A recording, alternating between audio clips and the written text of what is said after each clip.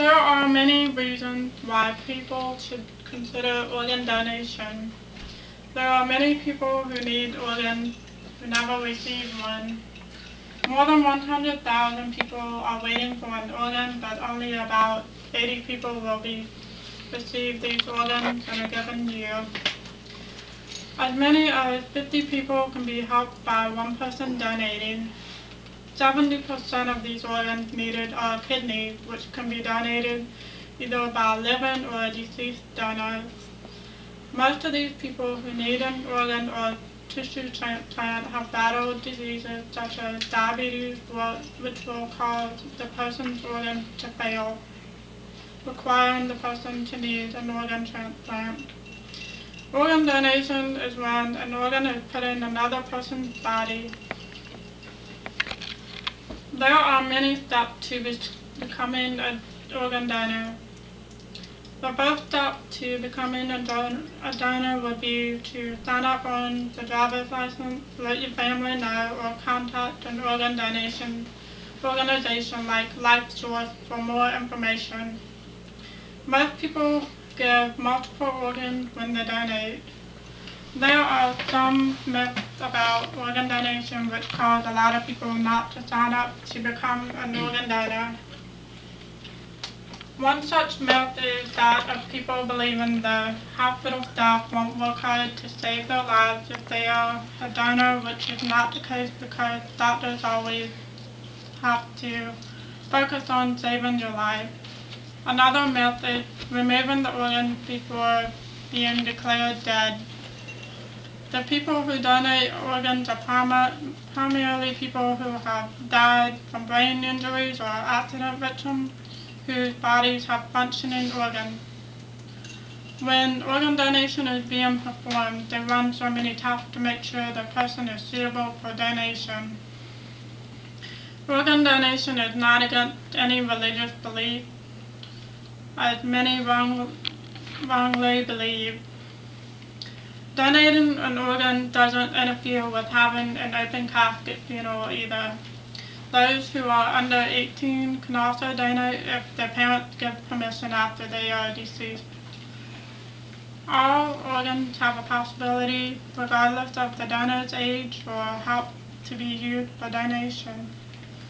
You can become a living donor for someone as well, as long as you know that as long as you are willing to donate out of goodwill instead of financial gain. Living donors are able to donate a kidney, portions of their liver, pancreas, intestines, or lungs. Donated tissues such as skin, bone, heart valves can dramatically improve the quality of life for some people. Cornea donation is necessary for the preservation and restoration of sight. There is never a charge for donating an organ. Usually the recipient's insurance pays for it. Donor organs are given based on the donor's blood type and body weight, and the potential recipient's blood type, body weight, severity of illness, and geographic location. According to the website Donate Life, organ donors have increased in the past few years since 2006. Minorities should donate more because there are more minorities waiting for transplants, especially African Americans. Some diseases of the kidney, heart, lung, and pancreas that can lead to organ failure are found frequently in minority women. Matching donor organs to likely recipients requires genetic similarity. In most cases, people are more similar to people of their own race than to people of other races. I have a handout that has the ratio of the different minorities who need organs.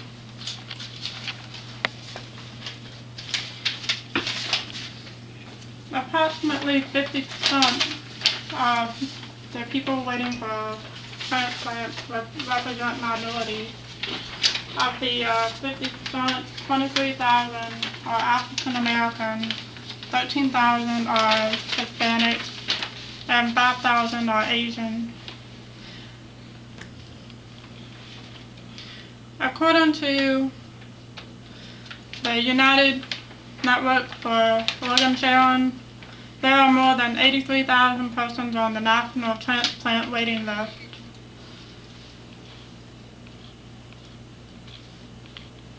Since there are so many people in need of an organ, you and your family should consider organ donation.